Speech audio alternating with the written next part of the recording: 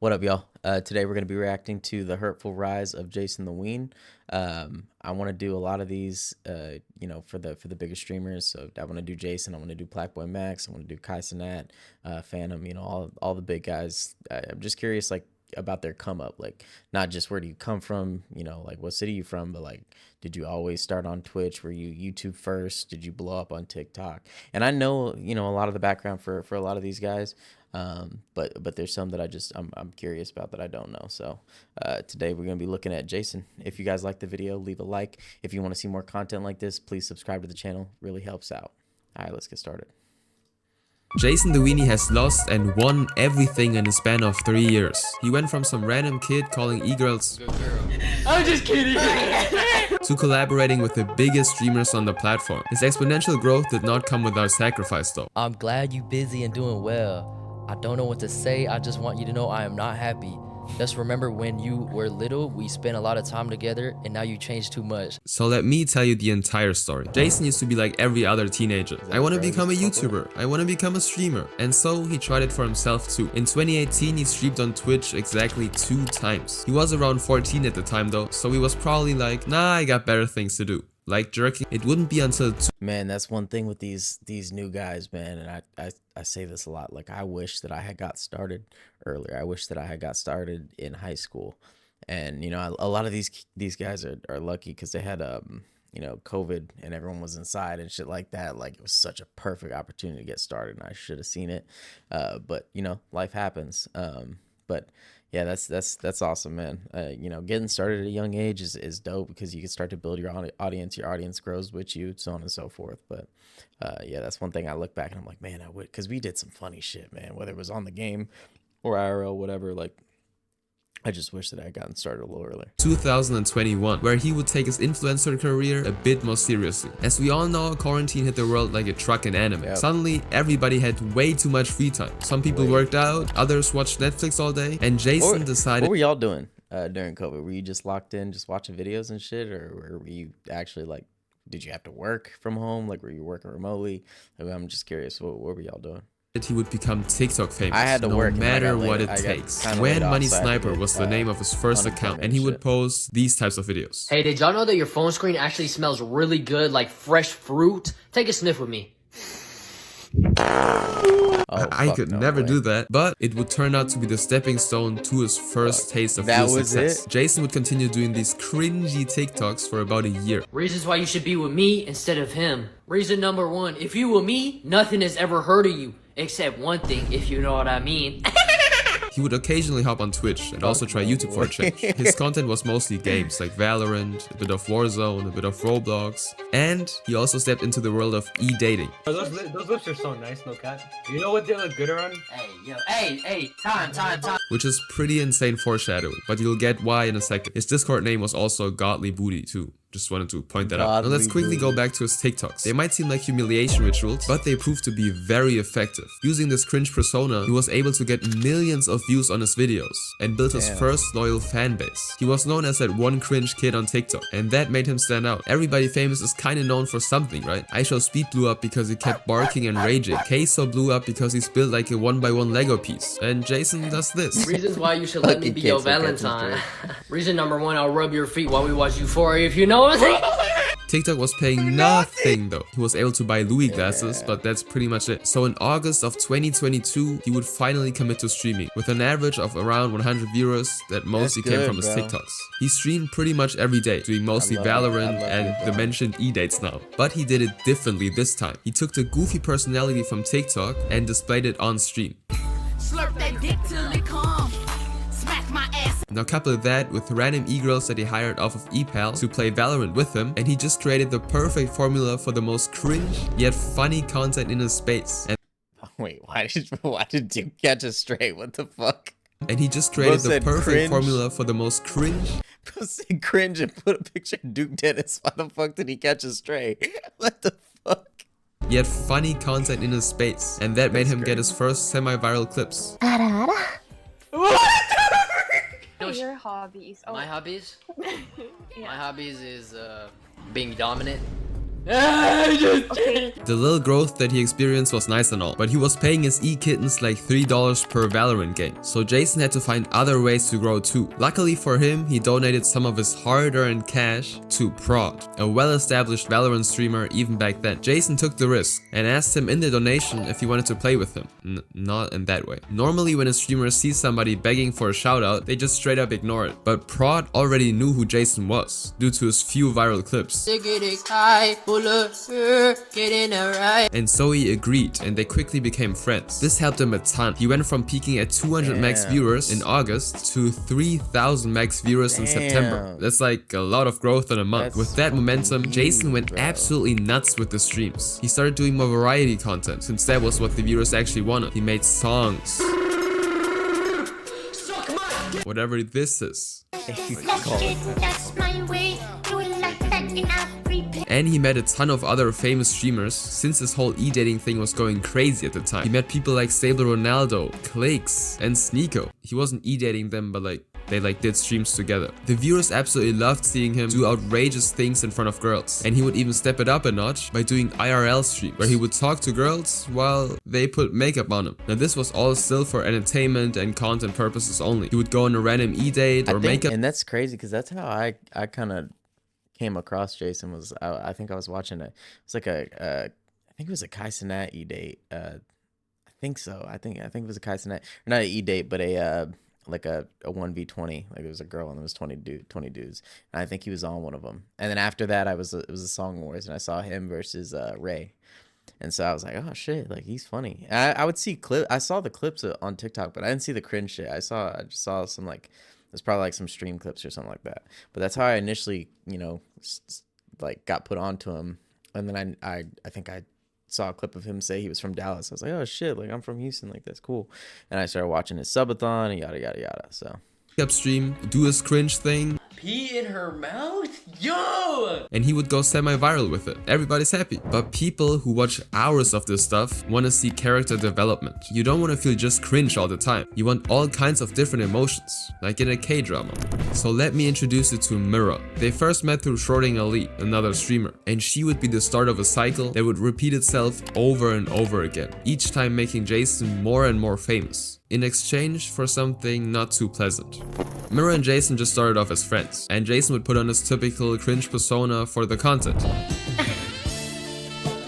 You know, the whole e-kitten Discord mod trope, just like with all the other previous e-girls. You've been a bad girl.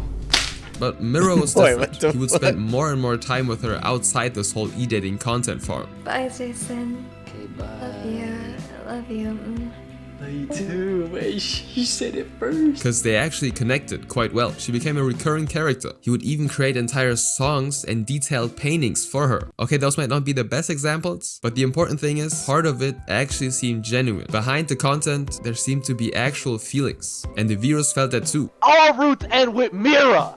And that's on period. They grew attached to their dynamic and even created a whole hashtag for them. Hashtag Jira. It was a roller coaster of emotions. It seemed like Jason was genuinely in love, and they shared so many moments together. Do I genuinely have feelings for Mira Tony? Mira Tony is very special to mine, and it's a very special place in my heart. And I would be lying if I said I did not catch feelings over a Discord call. But it was all fabricated. What me and Mira had was fake, bro. I met Mira at TwitchCon and did absolutely nothing, bro. I felt nothing towards her. I lied saying all this, by the way. Jason definitely liked Mira as a friend, but at the end of the day, the focus was on the content, going viral. And like it or not, it worked. He created endless viral clips with her and other e-girls. If they're both like aware, like that's what the extent of their relationship is. Like, she didn't catch feelings, whatever, then like, yeah, totally understand. But it would suck if like she actually, fuck with him and he was just like, yeah, this is all just for content, Yeah, hold on. But most importantly, he solidified a die-hard fanbase. A fanbase that wanted to see how he develops as a person and how this story ends, instead of just seeing him play Valorant and be goofy all the time. You good? Are you okay? You could feel what at least seemed like real, raw emotions. Sad, in love, and everything in between. And we're not talking about 100 fans anymore. We're talking about 1,000 people watching him at all times now. The Mira arc eventually died down though, but the same cycle would only escalate from here on out. In the beginning of 2023, he continued his streak of doing e-dating content, slowly moving away from Valorant. There are only so many e-girls you can hire, you know? Around this time, the whole Riz thing was at its all-time high though, and Jason being in this exact space was able to use this to its full potential. Now he didn't Riz up people like my hero Duke Dennis, but he did it his way. My hero.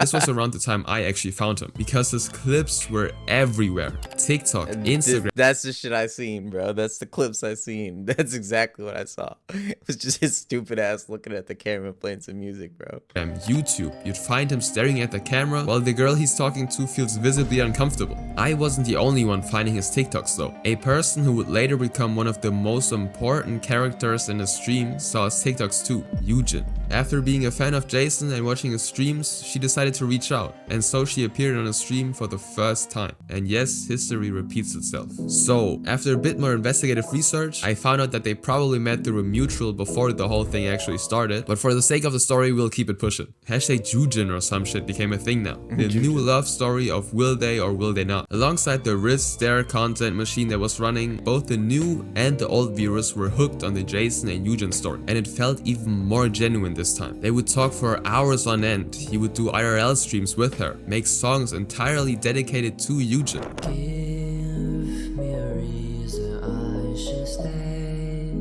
'cause you left me with no choice, no choice. And yes, they actually eventually became a couple. Be deeply in love, chat. You can imagine that the community went crazy. They were more attached to this random guy on the internet than to their own lives. I was emotionally invested in this guy, but that makes the downfall even more painful. The first few months of 2023 were the biggest months for Jason yet. And not gonna lie, he was on top of the world. He had a girlfriend and he grew from 1,000 to 3,000 people watching him at all times. Yujin and Jason did a ton of streams together and all that. But once it was final that they were in a relationship, the excitement was kinda gone. A lot of people complained that the streams got more stale, which sounds horrible because the man was happy, but it's like watching a show. If everything goes right, there's nothing exciting about it. In order to maintain... And that's the thing, bro. Negativity sells, drama sells. And it's like, if you get on stream and it's just like you happy-go-lucky all the time, you and your girl, like, you making a fuckload of money, it's like people are like, just on to the next one. And it sucks. It sucks that it's like that, bro. Like, you know, but... it's just the internet. In success, you need to stay relevant, and his main content was going on e-dates basically, so he obviously couldn't stop that. He talked to Mira sometimes, a bunch of other girls, and he did his usual goofy Riz stuff. Can I get an aura? Absolutely not. Okay. Absolutely. But he obviously couldn't pretend like he was actually interested in any of the girls. It was good content, but it did bother Yujin. I mean, it's understandable. You're in a relationship and your partner just goes on e-dates almost every day. There were a lot of trials. Yeah, that would be weird. What did she say though? I can't even lie, you're bad as fuck. Yeah. Yeah, see shit like that just with your partner probably wouldn't fly, bro. Like imagine what are you doing? Your girl is, you know, she's a content creator, you're not, and she goes and she's, you know, sending messages like that. You probably have a problem with it. You're in a relationship and your partner just goes on e-dates almost every day. Yeah. There were a lot of trials and tribulations going on in general, but it was clear that the current direction they were heading in wasn't the right one. She did set boundaries and I broke the boundaries. Yujin is really good to me, and like obviously it's hard for a girl to see, you know, me talk to other girls on stream. And so he had to make a decision, Yujin or his career. And it seemed like he chose the latter. I'm making it a bit more dramatic than it actually is. But them being long distance, him doing e-dates, and a bunch of other factors led to them breaking up. Jason is still young, and if he wanted to last in this business, he would have to make sacrifices. That's just how life works. Now my mans was obviously still hurting, but he had to keep it pushing. And so he did. They broke up around the end of February of 2024. Yo! Yo. A post-game interview. Crazy ass shit. And you can see that during the time they were in a relationship, he didn't really grow all that much. Didn't lose a lot of viewers, didn't gain a lot of viewers. Now it does sound horrible to say it out loud, but the months following his breakup were his biggest months ever, at least career-wise. And it's because the months following a lot of viewers, see that during the time they were in a relationship. So that's January 23. So I want to say I started watching him probably, I want to say it was summertime. It was summertime of 24 though. So I started to watch him like during this, like probably in this area right here. He didn't really grow all that much. Didn't lose a lot of viewers, didn't gain a lot of viewers. Now it does sound horrible to say it out loud, but the months following his breakup were his biggest months ever, at least career-wise. And it's because he went more crazy with the girls' content than ever before. He low-key crashed out. He went to parties and started doing streams with girls left and right. He built an entire roster of girls that he talked to basically daily. And it felt like the whole Mira and Yujin story, but like 1,000 times more extreme, because there were like 15 girls at one point. He would travel to different states and meet up the girls there to do these insane dates. And yes, he would still do his wrist thingy.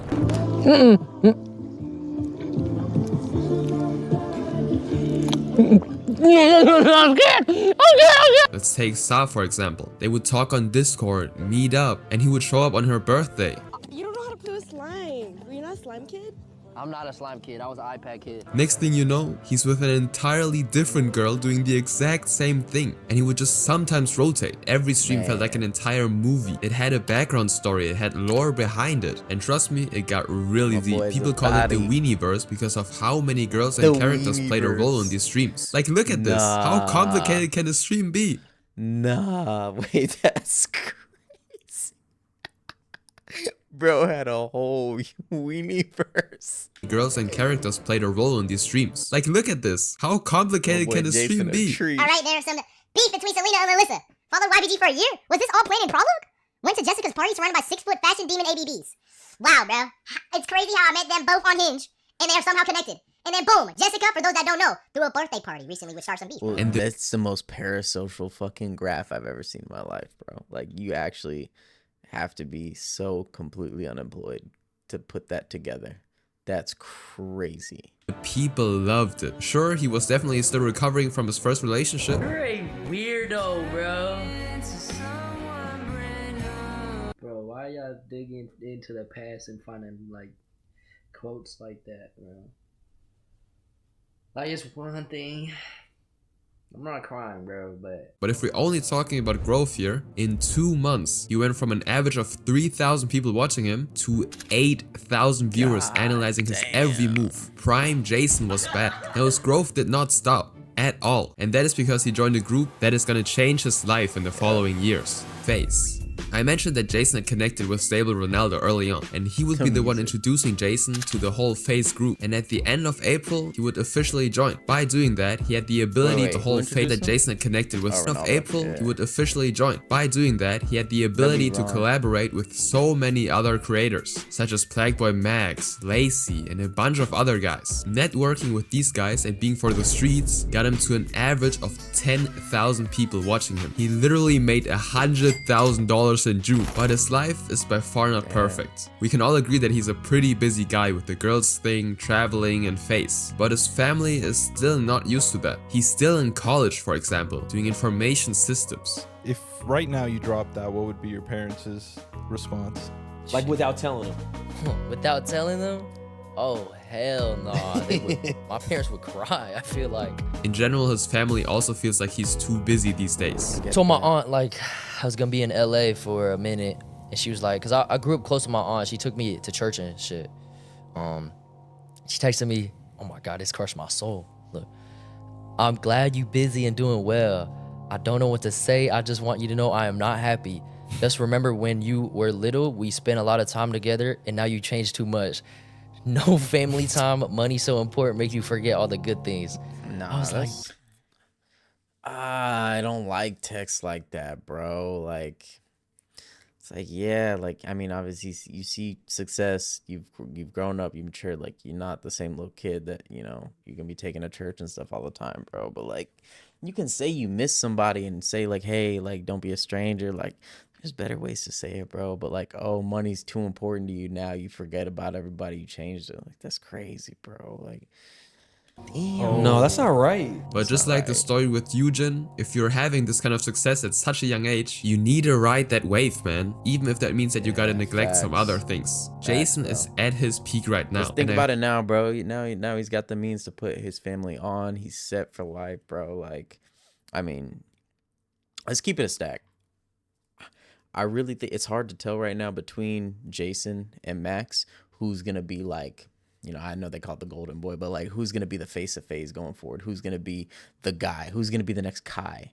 Like that type of shit, or the next Speed, if you want to go. Like, I think it's gonna be one of them. And honestly, if we're keeping it a buck, I think that Jason has the bigger